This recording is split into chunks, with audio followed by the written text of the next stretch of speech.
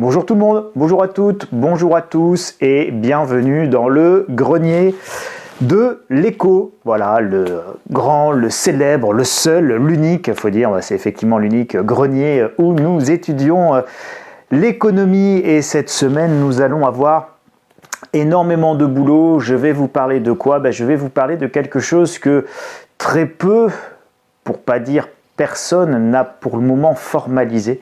C'est que votre argent, lui aussi, est confiné. Et qui dit argent confiné, dit argent inutilisable. Et c'est de ça dont on va parler aujourd'hui. Et encore une fois, pas de vérité absolue, mais simplement des axes de réflexion qui parfois peuvent être un petit peu dérangeants. On s'est préparé toutes ces dernières semaines à ce qui se passe actuellement, c'est-à-dire le confinement, et on va continuer à se préparer aux étapes d'après à mon sens, en analysant, encore une fois, de manière très factuelle, ce qu'il se passe. Et donc les enseignements et les réflexions que l'on peut tirer par rapport à cette réalité qu'il faut nommer, qu'il faut conceptualiser, qu'il faut intellectualiser.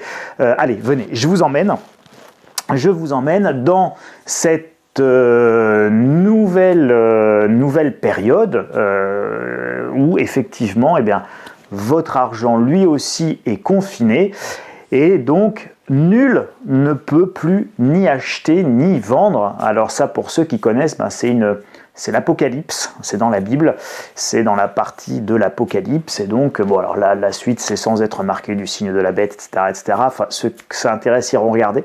Mais pour la première fois, nul ne peut plus acheter ni vendre. Vous allez me dire, mais Charles, c'est pas... Si, c'est vrai. C'est vrai. Et je vais pas vous dire que c'est vrai, encore une fois, affirmation ne vaut pas argumentation, donc je vais essayer de vous démontrer ce que je viens de vous dire là, pourquoi votre argent est confiné et pourtant personne ne s'en est rendu compte et c'est ça qui est absolument extraordinaire, personne ne s'est rendu compte et personne n'a encore dit mon argent est confiné. Je reçois énormément de mails, de courriers où on me dit Charles, qu'est-ce qui va se passer pour mes sous?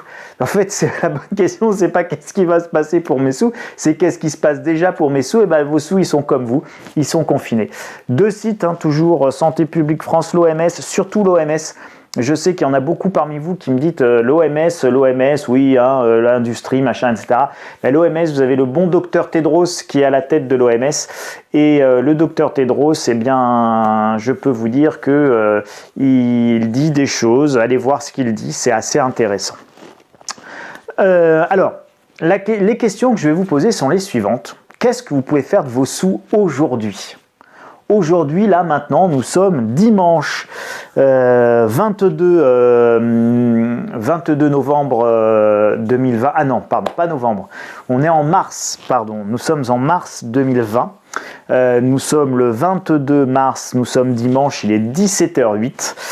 Et j'ai envie d'acheter une voiture. Voilà, j'ai envie de me faire plaisir, mais je viens de voir la pub de BM à la télé, ou de Volvo. Tiens, il y a Volvo qui fait de la pub aussi, comme BM. Mais pourtant, les concessionnaires sont fermés, les usines sont fermées, les livraisons, les frontières sont fermées. Donc en fait, je ne peux pas acheter ma dernière sublime DS7 parce que c'est smooth et que l'intérieur cuir et le volant cousu main, c'est extraordinaire. Je ne peux pas l'acheter. Je ne peux pas l'acheter parce que de toute façon, elle n'est plus fabriquée et que de toute manière, le concessionnaire, il est fermé et que dans la petite attestation dérogatoire, qu'en tant que bon citoyen, j'ai évidemment à portée de main, dans cette attestation dérogatoire, j'ai pas la case je vais acheter une bagnole, d'accord ? Le côté, moi je me vois mal expliquer au gendarme qui va m'arrêter et me contrôler. Je vais chez le concessionnaire parce que là j'ai une envie subite de ma dernière DS7. Alors bon, moi je roule en Dacia, donc j'ai pas trop de problème par rapport à ça. Mais en tout cas, celui qui roule en DS7, qui voudrait rouler en DS7, aujourd'hui peut pas l'acheter. En clair, ce que je veux vous dire, c'est que vous pouvez pas acheter de voiture aujourd'hui. Alors vous allez me dire, c'est pas grave, je vais acheter une baraque, je vais acheter une maison, c'est sortir mes sous de la banque et puis je vais aller acheter une maison. comme vous le voyez ici sur cet article des Échos, coronavirus, passe d'armes entre professionnels de l'immobilier et des notaires sur la signature des actes. Mais évidemment, il n'y a plus d'actes qui se signent aujourd'hui. Les agences sont fermées. Les diagnostiqueurs qui font les diagnostics pour pouvoir signer sont fermés. Les types qui passent pour regarder si l'assainissement, machin, il est bien fait de la mairie, ben ils passent plus parce qu'évidemment il y a d'autres tâches plus urgentes à faire et puis ils travaillent plus forcément, ils sont confinés aussi. Et puis tous les autres services techniques, des hypothèques, des machins, des trucs, etc. Bah, eux aussi ils sont fermés. Puis de toute manière l'agence immobilière elle est fermée. Et puis de toute manière vous n'avez pas forcément envie d'aller voir quelqu'un venir visiter votre maison, cracher et tousser partout dans votre maison et peut-être vous contaminer. Donc vous n'avez surtout pas envie de vendre votre maison là maintenant tout de suite ni votre appartement. Donc en fait vous ne pouvez pas acheter de maison ou d'appartement. Le marché immobilier est gelé. Je vous passe même pas le fait d'avoir ou de demander un crédit, de filer les pièces justificatives. Enfin bon bref, tout ça est extrêmement compliqué. Donc la réalité c'est que même si vous avez 1 milliard d'euros sur votre compte en banque, vous pouvez même pas acheter une studette à Paris parce que techniquement vous ne pouvez pas. Donc on reprend, pas de bagnole, pas de studio. Ah, j'ai même acheté une belle montre, je sais pas. Bon, alors moi c'est bon, mais j'ai même pas ma Casio. Mais bon, si vous voulez acheter la Patek Philippe, je crois que c'est parmi les plus chers avec les Rolex, etc. Et ben vous pouvez pas non plus. Vous pouvez pas non plus, regardez, article du Figaro, Rolex, Patek Philippe, Hublot, en Suisse, le temps s'est arrêté, c'est du jamais vu dans l'histoire de l'horlogerie. Les manufactures et ateliers ont fermé toutes leurs portes en Suisse. Donc de toute manière, vous ne pouvez pas aller aujourd'hui rue du Faubourg Saint-Honoré dans les boutiques les plus chics parce que de toute manière les boutiques sont fermées et le shopping ne fait toujours pas partie là ici des trucs que vous pouvez cocher en disant je vais m'acheter ma Patek Philippe. Donc évidemment vous pouvez pas aller acheter votre Patek Philippe et donc vous ne pouvez pas non plus acheter votre Rolex et dépenser votre argent là-dedans. Vous ne pouvez pas non plus aller acheter des fringues, des Vuitton et faire du shopping, évidemment, au printemps, aux Galeries Lafayette, dans les grands magasins parisiens, puisque suite à l'annonce de la fermeture des lieux recevant du public et non indispensables à la vie du pays, nous vous informons que nos magasins sont fermés jusqu'à nouvel ordre. Donc voilà, tout ça c'est fermé aussi, donc vous avez de l'argent, vous me demandez ce que vous pouvez en faire, pour un moment, rien. Voilà, vos sous, comme vous, sont confinés. Et puis, nul ne peut plus ni vendre... J'en ai pas sauté un, là? Non, c'est bon. Nul ne peut plus ni vendre ni acheter, ni sur le Bon Coin, ni sur Vinted. Alors là, je change un tout petit peu ce que dit la Bible dans l'Apocalypse, mais voilà. Suspension de l'activité pour le Bon Coin et Vinted, suite à la fermeture des points relais consécutifs au confinement actuel du territoire. Donc, Mondial Relais, qui servait notamment pour les livraisons de Vinted et du Bon Coin quand on s'échange des choses, c'est fermé. Alors, ceux qui ont expédié des choses avant la fermeture, avant la réception, eh ben, votre colis est dans les limbes, vos sous sont dans les limbes et tout est dans les limbes du confinement. Voilà, ben en fait, vous ne pouvez même plus vous servir du Bon Coin ou de Vinted. Et puis, alors, vous allez me dire, mais Charles, quand même, alors, avant de parler des banques, on conclura là-dessus. Je vous dis même pas si vous avez envie d'aller vous faire un petit week-end sympa à Saint-Malo, une petite thalasso, je sais pas moi, à Biarritz, voire un petit séjour au ski à l'Alpe d'Huez, ou carrément, soyons fous, prenons l'avion, allons à Bali, sur la plage ou à Copacabana avec un vol low cost de chez Ryanair. Et ben c'est pas possible non plus. Il n'y a pas plus de voyages, donc même si vous êtes pété de sous, pété de thunes et pété de fric, et ben vos sous ils sont confinés dans des banques qui sont presque toutes fermées, puisqu'évidemment pour les banques limitent l'accès aux agences bancaires, et de toute manière vous êtes confinés et vos sous sont confinés et de toute façon vous ne pouvez rien en faire puisque vous ne pouvez plus rien aller acheter à part faire vos courses de première nécessité, c'est-à-dire acheter vos raviolis chez Migros ou acheter évidemment votre pack de yaourt si vous en trouvez, vos œufs, vos plaques de beurre, etc. Bref, pas de quoi dépenser une fortune, donc personne n'a encore vraiment ni compris ni formalisé quelque chose d'assez hallucinant quand on le dit comme ça et qu'on le prononce comme ça et qu'on le démontre, l'argent ne sert aujourd'hui, 22 mars 2020, plus à rien, parce que nul ne peut plus ni acheter ni vendre quoi que ce soit, et que vos sous, techniquement, factuellement, ne servent à rien.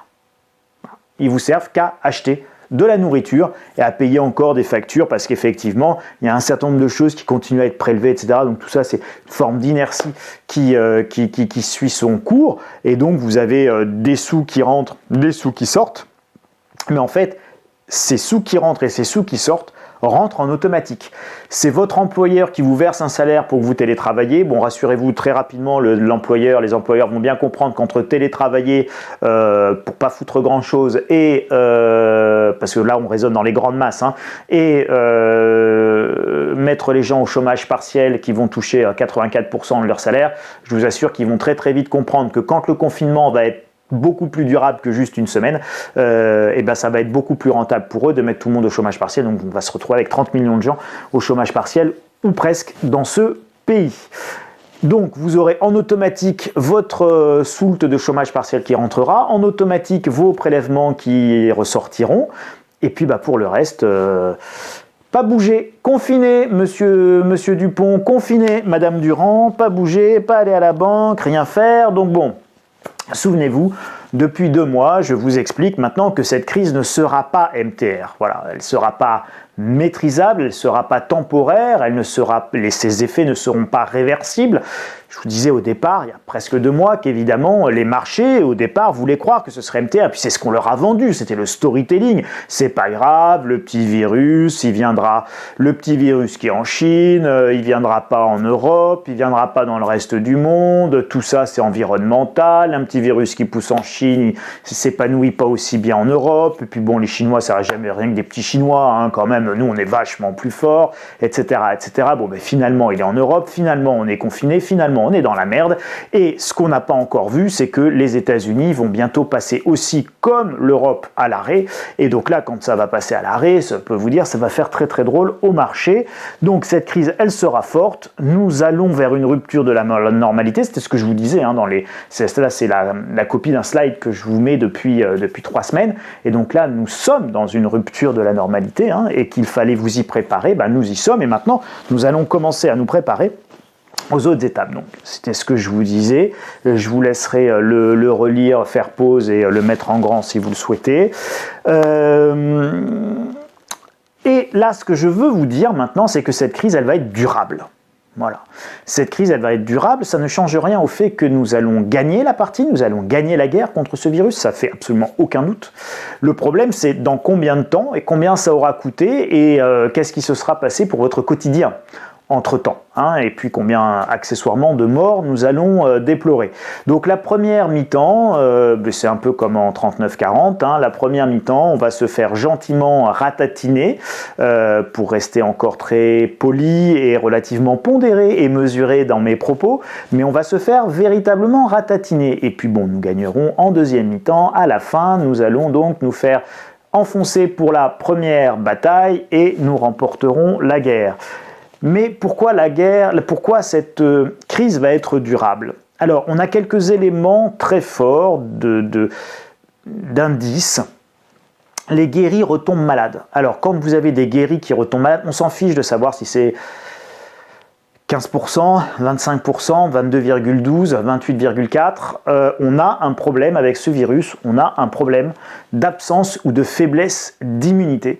Et c'est la raison pour laquelle, en termes de stratégie de lutte contre ce virus, un État, un gouvernement ne peut pas jouer l'immunité de sa population parce qu'il n'y a pas ou peu d'immunité. Et cette immunité dure apparemment très peu de temps quand elle est acquise pour très peu de temps, quelques semaines, semble-t-il, d'après les dernières recherches. Et donc là encore, nous ne savons pas, il y a énormément de choses que nous ne savons pas sur ce virus, mais en tout cas, on ne peut a priori pas jouer l'immunité de groupe en disant, bah voilà, une fois que tout le monde a été infecté, fin de l'histoire, on passe à autre chose. soit ils sont morts, soit vous avez développé des anticorps. A priori, non, ça marche pas comme ça. Non seulement on développe pas forcément d'anticorps, quand on en développe, on les garde pas assez longtemps.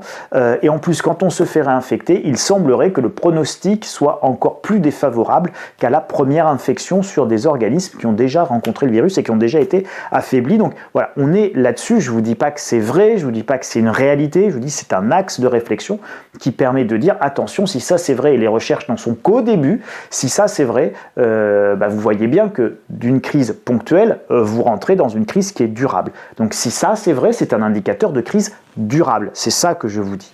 Ensuite, nous avons en Chine à nouveau un nombre de cas qui repart à la hausse et la Chine redoute évidemment une nouvelle vague de contamination.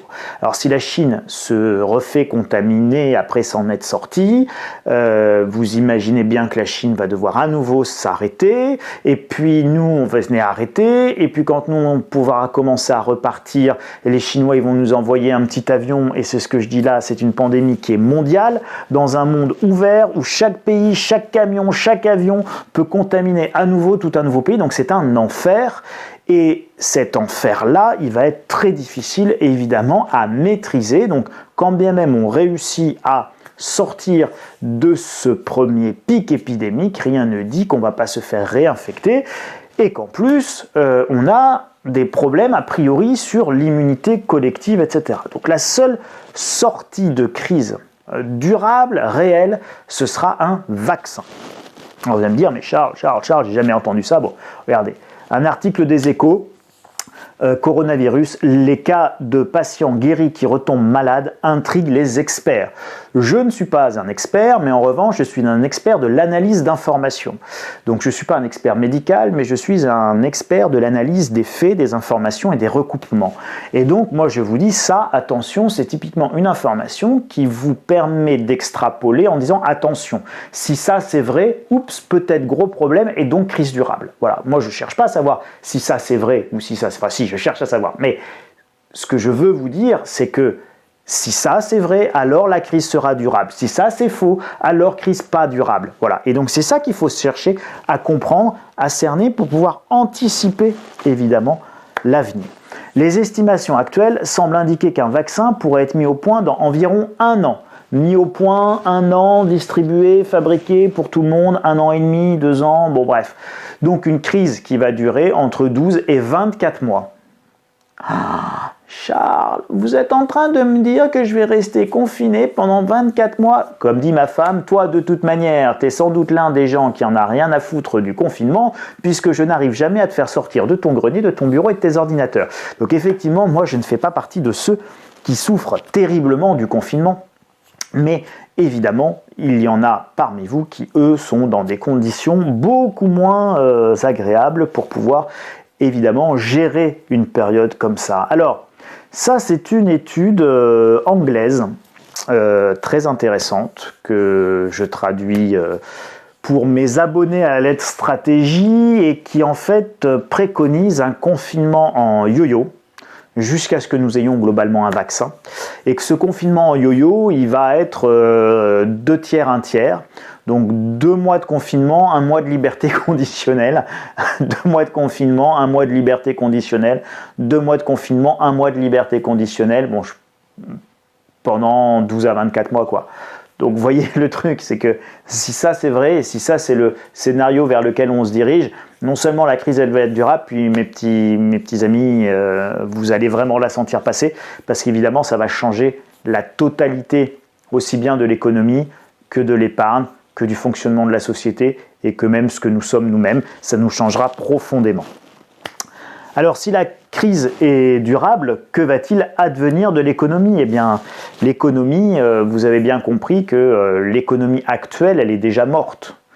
On injecte des milliers de milliards. Aujourd'hui, c'est 1500 milliards la semaine dernière pour la Fed, c'est 750, mais donc la Fed, c'est la Banque centrale américaine, c'est 750 milliards d'euros pour la Banque centrale européenne, c'est 300 milliards d'euros en première intention pour le gouvernement français, on y reviendra. Donc évidemment, l'économie telle que vous l'avez connue, elle est déjà morte. l'argent, votre argent, ce qui était l'objet de cette petite vidéo, ne vous sert plus à rien puisque vous ne pouvez plus rien en faire en réalité. Donc, vous voyez bien un petit peu le choc économique. C'est la première fois au monde, même dans l'histoire de l'humanité, que votre argent ne sert à rien puisque vous ne pouvez même pas l'utiliser, puisque même pendant la pire période de l'hyperinflation allemande sous la République de Weimar dans les années 20, mais du siècle dernier, eh bien, les gens, même avec des brouettes, pouvaient encore acheter du pain. Alors là, effectivement, vous pouvez encore acheter du pain, mais c'est bien tout ce que vous pouvez faire. On passe en mode économie de guerre et vanne ouverte. Donc évidemment, tout ça, ça va se répercuter en sortie de crise sur les aspects monétaires. Que faire à titre personnel? Je vous remets ce que je vous avais mis les dernières fois, c'est important. N'oubliez pas de vous préparer à la rupture durable de la normalité. Je vous le disais déjà, on continue à vous préparer, à rationner, stocker comme vous pouvez, sans panique, parce que ça ne sert à rien. La panique ne sert à rien, la peur ne sert à rien, la peur ne protège pas du danger. Donc voilà, donc stockez, organisez-vous, rationnez, aidez-vous, voilà, échangez. Rapprochez-vous de vos voisins, mettez en place de vrais réseaux d'entraide et de solidarité localement. Elle est là la réponse. Ne ratez pas votre potager cette année pour ceux qui ont un petit lopin de terre, un jardin, etc. Les jardineries sont parfois ouvertes, donc franchement, quand vous avez l'occasion, sans prendre de risques évidemment et sans panique, achetez des graines, achetez un peu de terreau, achetez des godets, enfin bon, bref. Tous ceux qui ont un petit jardin, achetez de quoi faire un petit potager. Mobilisez votre épargne pour ceux qui le peuvent encore et qui ont des banques qui sont encore ouvertes. Posez-vous la question de sortir de certains actifs pour transformer en cash. N'oubliez pas qu'en cas de crise forte et de récession forte, on est toujours cash is king. Donc le cash, les espèces sont reines. Le cash est roi, les sous sonnants et trébuchants sont rois, cash is king comme disent les anglo-saxons, et évidemment stocker ce que vous consommez habituellement, mais ça vous le savez. Alors, que faire à titre personnel? Beaucoup de réponses seront évidemment dans la lettre stratégie du mois de mars, dans laquelle je vais étudier, j'étudie les mécanismes qui vont vous permettre de comprendre les différentes étapes, la dynamique de cette crise et la gestion de cette crise par les autorités. Parce que ça, c'est très très important. Il y a une vraie gestion de la crise par les autorités. Vous allez me dire, c'est pas vrai, ils font n'importe quoi. Alors, c'est pas qu'ils font n'importe quoi, c'est qu'ils gèrent évidemment la pénurie. Donc quand on vous dit que vous savez pas mettre un masque, bon, et encore une fois, on apprend aux gamins, moi mon gamin en 5e, il a 12 ans, il est rentré en m'expliquant doctement comment on enfile une capote. Bon, donc si on est capable d'apprendre à un gamin de 5e, de 12 ans comment on enfile une capote, je pense qu'on doit pouvoir lui apprendre à enfiler un masque et à supporter un masque. Donc évidemment, on gère la pénurie et les autorités gèrent la pénurie, gèrent la panique, gèrent la peur, et donc comprendre ces mécanismes de gestion de la crise par les autorités, ça vous permet de prendre le recul nécessaire pour comprendre où est-ce qu'on se situe dans les différentes étapes de la crise. Comprendre les mécanismes à l'œuvre et les impacts à tiroir, parce que les impacts que nous allons avoir, nous sommes dans une crise de l'économie réelle, on n'a rien à voir avec une crise financière, on est dans une crise de l'économie réelle, avec tout simplement l'ensemble des flux d'une économie qui n'a jamais été aussi mondialisée et interconnectée, qui sont en train de s'arrêter. Et donc très compliqué d'avoir des livraisons de masques, de charlotte aux fraises à mettre sur la tête pour protéger nos soignants, de surblouses, de surchaussures, etc. Très très compliqué. Donc on va s'acheminer petit à petit vers des économies d'autosubsistance et d'autosuffisance pendant cette crise. Donc il faut comprendre les impacts à tiroir, il faut comprendre les différentes pénuries qui vont arriver, à quel moment elles vont arriver, comment elles vont se cadencer, quelles vont être les difficultés et quand est-ce qu'elles vont se présenter justement, des difficultés collectives, des difficultés individuelles, etc. etc. Et donc vous avez des impacts qui sont vraiment à tiroir. Je vais vous donner juste un exemple, l'agriculture. Vous avez aujourd'hui des milliers d'agriculteurs en France qui ont des tracteurs qui sont des tracteurs dont les pièces viennent des États-Unis ou dont les pièces viennent d'Allemagne, par exemple. Bon.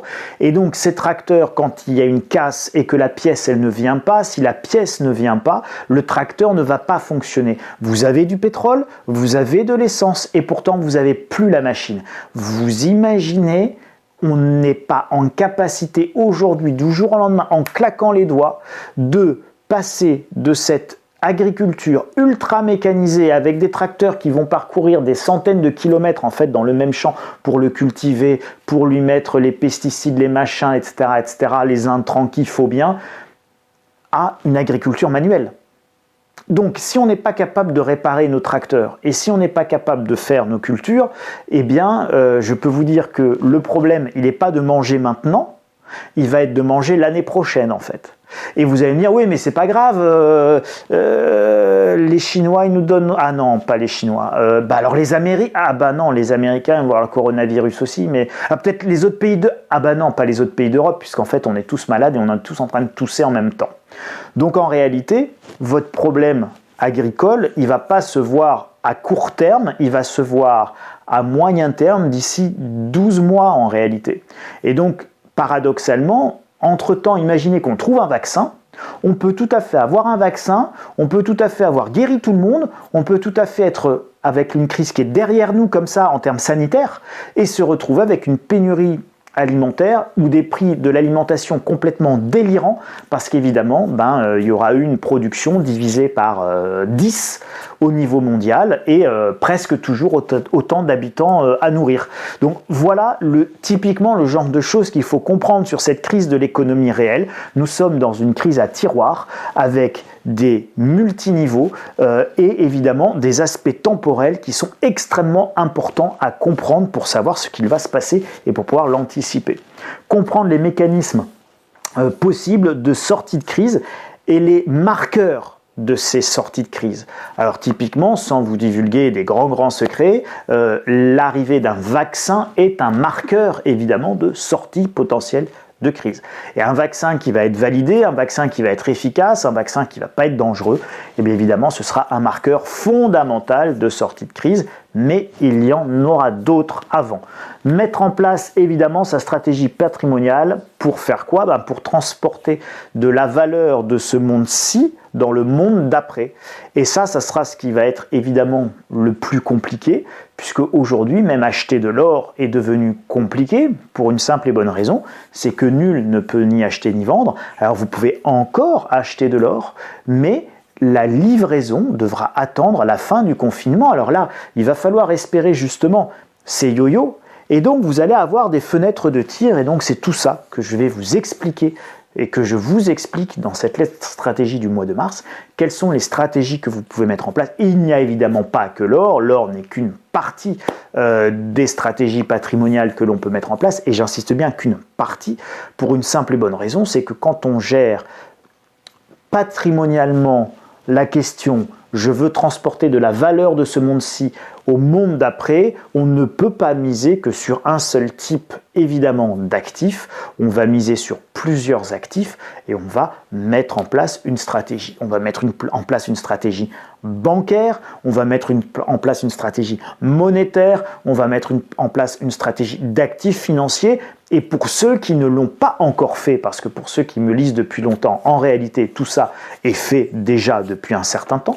Mais pour ceux qui ne l'auraient pas fait, ou pour ceux qui découvrent qu'il faudrait peut-être le faire, et il n'est jamais trop tard, eh bien, il y a encore des choses à faire, il y a encore certainement, il va y avoir des fenêtres d'ouverture, des fenêtres de tir, et vous devrez agir vite, agir avec une grande force de conviction, et avec une décision qui soit, il va falloir décider et y aller, et il n'y aura pas 36 questions à se poser, parce que vous allez avoir des fenêtres de tir, mais elles seront forcément très peu nombreuses, et dans le pire des cas, il n'y en aura peut-être qu'une à la levée de ce confinement, parce qu'il y aura levée de confinement, parce qu'à un moment donné, il faudra bien donner une libération conditionnelle aux gens pour une simple et bonne raison, c'est qu'on ne peut pas rester enfermé pendant 2 ans. Donc c'est pour ça, encore une fois, j'insiste sur cette théorie du confinement en yo-yo, 2 mois, 1 mois, 2 mois, 1 mois, voilà, quelque chose, un cadencement qui pourrait s'avérer devenir notre réalité pendant les 12 ou 24 prochains mois. Encore une fois, ce n'est pas la vérité, c'est une possibilité, c'est une théorie, c'est une réflexion que je partage avec vous. Encore une fois, quand on se prépare au pire et qu'on espère le meilleur, on ne veut pas que le pire advienne. On se prépare au pire. Et dans le pire des cas, un homme averti, comme disait mon pépé, en vaut 2, mais un homme préparé en vaut 4. Donc ça, c'est quand même nettement mieux. Donc surtout, préparez-vous, prenez soin de vous, c'est très important, prenez soin de ceux qui vous entourent. On garde évidemment notre humanité. Vous voyez très bien qu'il y a quelques cas qui défraient la chronique avec des vols de masques, etc., etc. Mais finalement, je trouve que les choses se passent plutôt bien, que les gens sont plutôt disciplinés. Évidemment, on voit les cas qui arrivent en retard et les trains qui arrivent en retard. Mais globalement, ce pays n'est pas dans l'anarchie. Les gens ne sont pas en train de s'entretuer dans les supermarchés. Les gens sont plutôt en train de s'entraider. Et je trouve qu'il y a plutôt une véritable humanité qui se manifeste même tous les soirs avec des gens qui manifestent leur soutien justement à tous les soignants, etc., etc. Et donc, le pire, vous voyez, n'est jamais sûr. Et en tout cas, il y a de vraies raisons d'espérer en termes humains et en termes de comportement. Et c'est là-dessus qu'il faut se concentrer. Il n'empêche qu'on peut se préparer pour bien d'autres choses et justement être plus résilient, plus fort. Et plus on est fort collectivement, et bien plus on passera cette crise avec sérénité. Difficulté, bien sûr, parce que ce sera forcément difficile. Mais la difficulté, quand on est préparé, eh bien même psychologiquement, on l'aborde beaucoup mieux parce qu'il y a une forme de sérénité qui fait qu'on n'est pas dans l'angoisse et on quitte le côté anxiogène justement de la crise. Si cette vidéo vous a plu parce que vous avez pris conscience que vos sous sont comme vous complètement confinés, n'hésitez pas à me mettre un bon doigt. Le bon doigt, c'est évidemment le pouce de Schtroumpf, il est tout bleu. De vous abonner à la chaîne Inso TV sur YouTube, à vous abonner gratuitement à la lettre d'information quotidienne sur le site insolenciae.com. Et pour ceux qui veulent aller plus loin avec la lettre stratégie, c'est /boutique, vous cherchez lettre stratégie et puis vous suivez les instructions. Les amis, merci pour votre attention, merci pour vos commentaires, pour vos partages. Prenez soin de vous, c'est le plus important. Oui, en fait, c'est le plus important. Tout le reste, finalement, on s'en fiche presque. Donc, prenez soin de vous. Je vous souhaite une immense et une très belle et une très bonne santé pour vous, pour tous vos proches. Et puis, comme ils disent, restez chez vous. Salut les amis et à la semaine prochaine. Protégez-vous. Merci.